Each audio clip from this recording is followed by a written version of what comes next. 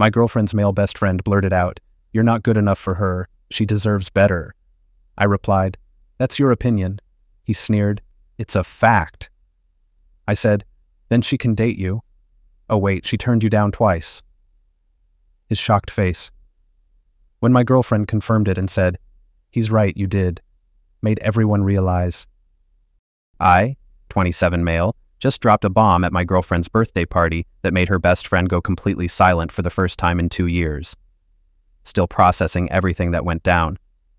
My girlfriend, 26, and I have been together for 2 years. Met through a mutual hobby group, clicked immediately, moved in together after a year. Solid relationship, or so I thought until her best friend entered the picture regularly. Her best friend, 28, has known her since college. They were roommates sophomore year, stayed close after graduation. When we first started dating, he was cordial, polite, normal. Then about 6 months in, something shifted. It started small. Comments about my job. I'm a graphic designer at a mid-size agency. "Oh, still doing the freelance thing?" When I'd literally just told everyone about my promotion. "That's cute," when I mentioned a project I was proud of. My girlfriend would laugh it off. "He's just like that. Sarcastic sense of humor.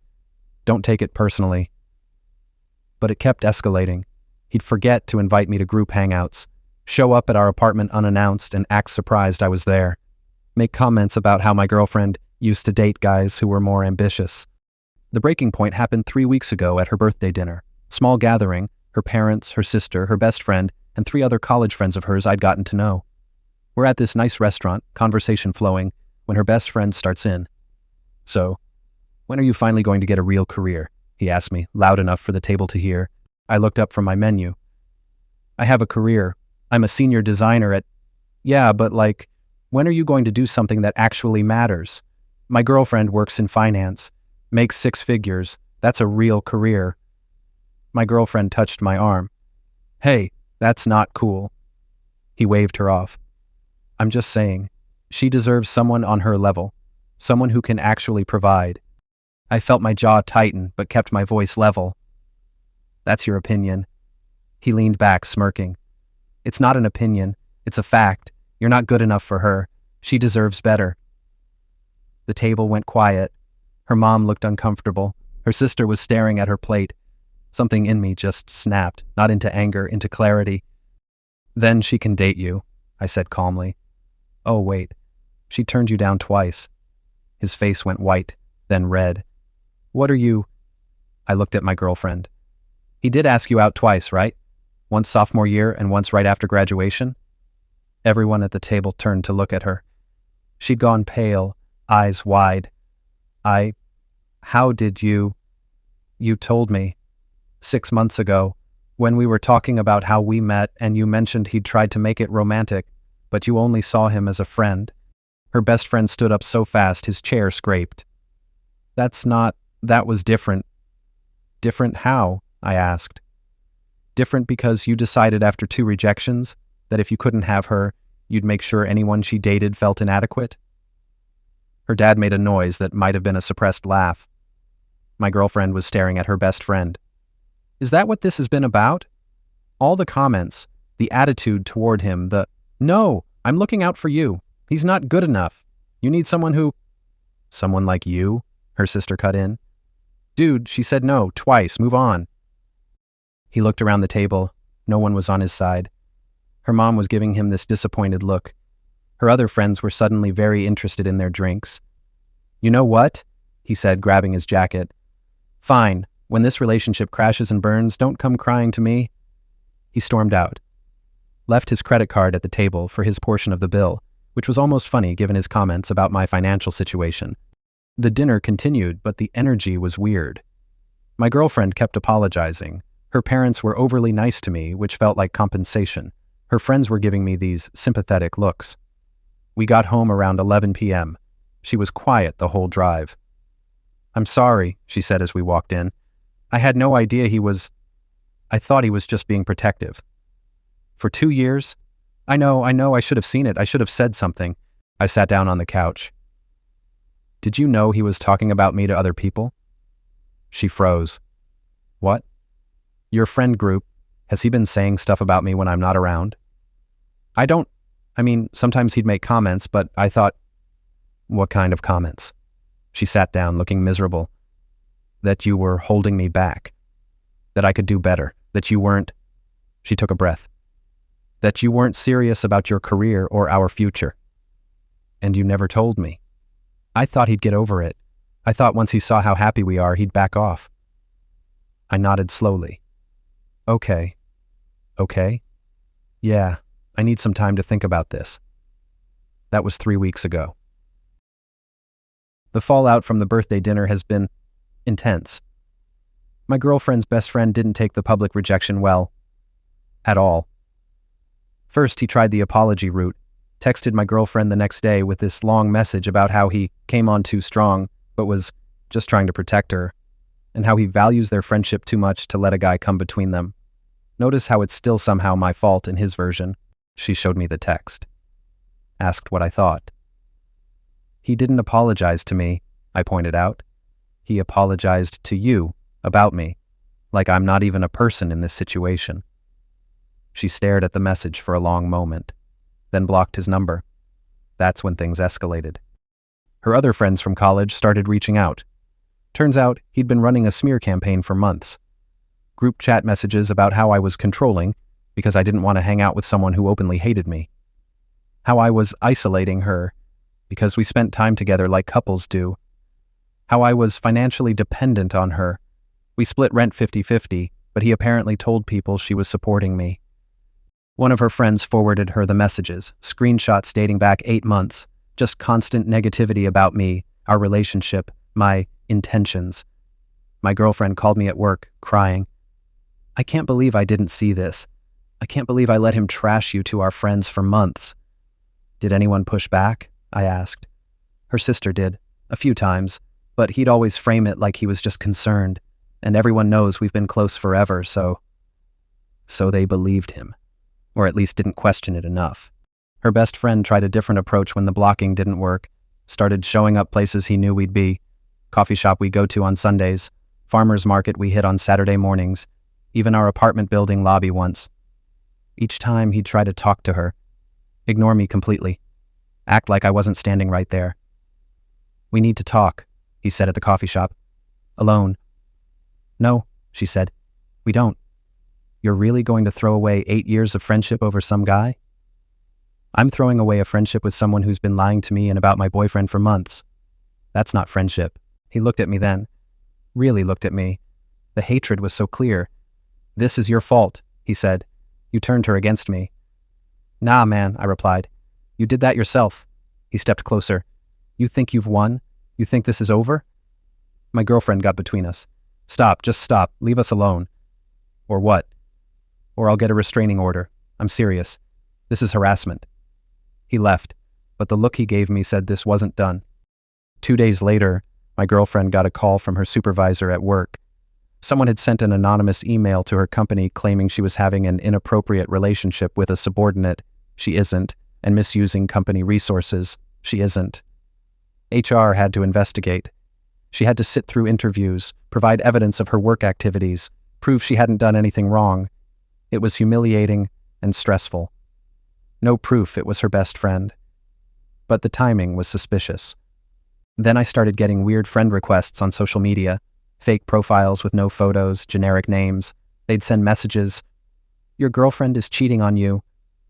She's using you. She talks about how boring you are. I blocked them, but they kept coming. My girlfriend's sister finally told us something that changed everything. He tried to kiss her, she said over dinner at our place. Last year, at her birthday party before you two went public. My girlfriend's face went slack. What? You don't remember? You'd had a few drinks. He kept trying to get you alone on the balcony. I stayed close because something felt off. When you went to the bathroom, he told me he was going to make his move that night. But nothing happened. Because I literally didn't leave your side the rest of the night. And then 2 weeks later, you started posting photos with him. She nodded at me.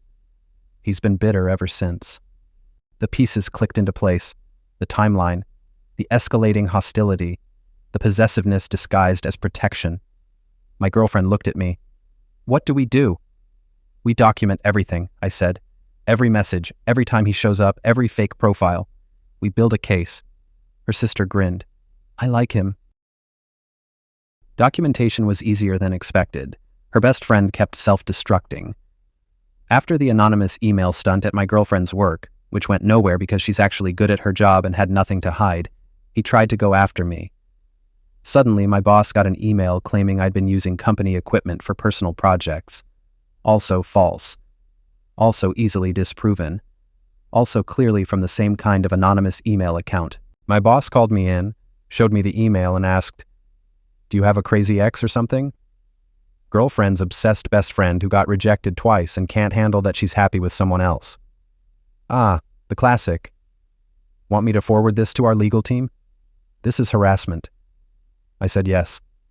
Our company lawyer sent a cease and desist letter to the email address. It bounced back, but we had documentation. Meanwhile, my girlfriend's friend group was imploding. Once the screenshots of her best friend's group chat messages got out, people started taking sides. Her college roommate confronted him directly. "Dude, you've been lying about him for months. Why would we believe anything you say now?" I wasn't lying. I was trying to protect her. From what? Being happy? Having a healthy relationship? Not being with you?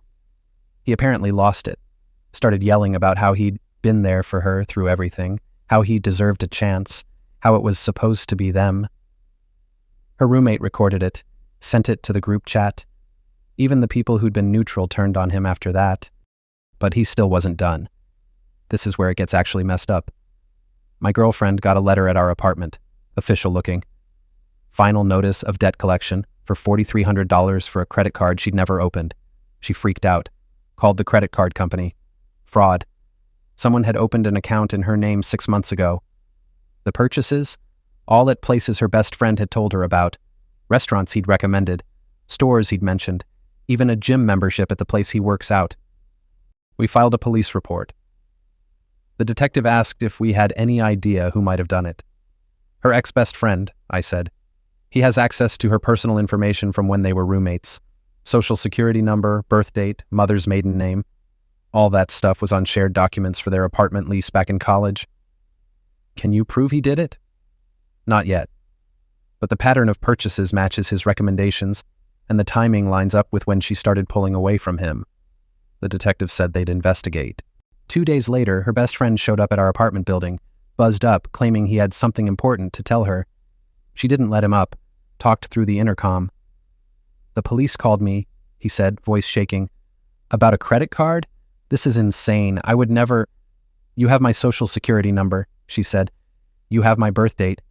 You know my mother's maiden name. And somehow a card got opened in my name with charges at all the places you told me about? That's coincidence." "Is it? Is the anonymous emails coincidence too? The showing up everywhere we go? The messages to my friends calling him controlling and abusive when he's been nothing but patient with your garbage? I'm trying to save you from making a mistake. The only mistake I made was not cutting you off 2 years ago when he told me you'd been rejected twice and I thought it didn't matter because we were just friends." Silence. "You know what the worst part is?" she continued. "I trusted you. For 8 years I trusted you. And you used all of that trust, all of that history, to try to destroy the healthiest relationship I've ever had because you couldn't handle that I didn't want you. I love you." "No, you don't. You love the idea of me. You love what you think I represent. But you don't actually care about me or my happiness. If you did, you'd be happy I'm happy." "You're not happy. He's manipulating you." I took the intercom. "Buddy, I haven't said a single word to her about you that wasn't true. You did that all yourself. You turned her against me. You turned her against you by committing credit card fraud, sending fake anonymous emails to her employer and mine, creating fake social media profiles to harass us, and generally acting like a stalker. I'm not. You're on camera right now," my girlfriend said, "standing outside our building, harassing us after we've asked you to stop. The police have the footage from the last 3 times you did this. You need to leave and not come back." He left. But we could hear him yelling in the lobby about how we'd regret this. The next day, my girlfriend got a call from the detective. The credit card company had traced the IP address of the account creation, matched it to her best friend's home address. We're pressing charges, the detective said. Identity theft, fraud. He's looking at potential jail time. It's been 2 months since her birthday dinner. The legal stuff is still ongoing, but here's where everything stands. Her former best friend got arrested 3 weeks ago. Turns out the credit card fraud was just the beginning. When the police searched his place with a warrant, they found a folder on his computer titled "With my girlfriend's name," containing photos of her from social media going back years, including some she'd deleted, draft emails he'd never sent, ranging from love confessions to angry rants about me, a burner phone he'd used to create the fake social media profiles, receipts from a PI he'd hired to investigate me, which turned up nothing because I'm just a regular dude living my life. His lawyer tried to argue it was a misunderstanding, and he was just concerned about his friend. The prosecutor pointed to the credit card fraud, the harassment, the stalking evidence, and said this was criminal behavior, not concern. He took a plea deal: probation, mandatory counseling, restitution for the credit card charges, and a 5-year restraining order against both of us. No jail time, which honestly my girlfriend was relieved about. She didn't want to be responsible for him going to prison, even after everything. Her friend group completely imploded. Half of them apologized to her and me for not seeing the signs sooner. The other half quietly distanced themselves, probably embarrassed they'd believed his garbage for so long. Her college roommate, the one who'd confronted him, became one of our closest friends. She apologized probably 20 times for not saying something sooner. I thought he was just being overprotective, she said over drinks at our place. I didn't realize he was actively sabotaging you guys. You recorded that meltdown, though, I said. That helped. Least I could do. I'm sorry it took so long. My girlfriend's family has been great. Her dad pulled me aside at their house last weekend. I owe you an apology, he said. I knew that kid had a thing for my daughter. I thought he'd grown out of it. I should have said something when he started acting like a jerk to you. You didn't know it was that bad. Still, you handled it better than I would have. Most guys would have punched him. Thought about it, I admitted. But that would have made me the bad guy in the story. Better to let him destroy himself, he laughed. Smart man. The relationship between my girlfriend and me went through some rough patches during all this. There were arguments about why she didn't stand up for me sooner, why she dismissed his behavior for so long, whether she'd actually valued our relationship as much as she valued that friendship. We did couples counseling for a few weeks. She was dealing with a lot: betrayal from someone she'd trusted for 8 years, guilt over not protecting me from his harassment, anger at herself for being so blind. But we worked through it. She's been making genuine effort to prioritize us, to set boundaries with friends, to listen when I say something doesn't feel right instead of dismissing it. Last week, one of her friends from the group forwarded her a message. Her former best friend had apparently created a new social media account, violating his probation, and was posting vague things about betrayal and fake friends and the one that got away. She reported it to his probation officer immediately. I'm done protecting him, she said. I'm done making excuses. He did this to himself. The probation officer called back 2 days later. Her former best friend's probation had been revoked for violating the restraining order and the social media ban. He's serving 60 days in county jail. Her response? Good. As for us, we're solid. Better than solid, actually. Going through that whole situation showed me she's willing to fight for us when it matters, and it showed her that I'm not going anywhere just because things get hard. We're talking about getting engaged next year. Her sister already told me she'll help me pick out a ring when the time comes. Just don't propose at a group dinner, she said, laughing. We've had enough drama at those. Fair point. Looking back, the crazy thing is how obvious it all was. Her best friend never got over being rejected, never moved on, built up this entire fantasy where if he just waited long enough, proved himself enough, made everyone else look bad enough, she'd finally choose him. But that's not how life works. That's not how people work. You can't manufacture feelings. You can't manipulate someone into loving you. All he did was destroy an 8-year friendship and earn himself a criminal record.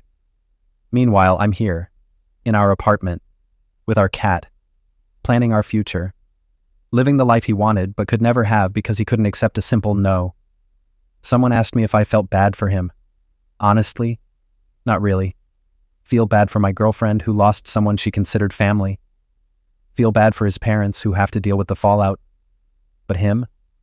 He made his choices. Every step of the way, he chose to escalate instead of move on. Chose to hurt her to get to me. Chose to break the law because he couldn't handle rejection. Those are his consequences to live with. My girlfriend asked me the other night why I never lost my cool through all of it. Why I stayed calm when he was actively trying to destroy my life. Because getting angry would have made it about me and him, I said. But it was never about me and him. It was about you choosing your own life, your own happiness. I just had to trust that eventually you'd see who actually cared about you and who was just performing care to manipulate you. She cried. Good tears, though. Then she said something I'll never forget. You know what the difference between you and him is? You trusted me to make my own choice. He tried to make it for me. That's really what it came down to. Respect. Trust. Actual love versus possessive obsession. 2 years later, we're still here. He's not. And honestly, that feels like the only ending this story could have had. To anyone dealing with something similar, whether it's a jealous friend, an ex who won't move on, or anyone trying to sabotage your relationship from the outside, document everything, trust your gut, and let them destroy themselves. People who genuinely care about you will show it through support, not sabotage. The ones who need to tear down your relationship to feel important aren't your friends. They're obstacles pretending to be allies. Cut them out. Move on. Be happy despite them. That's the best revenge there is. And yeah, we're planning the engagement for spring. Her former best friend can enjoy county jail while I enjoy the rest of my life with someone who finally sees me clearly. Feels pretty good, not gonna lie.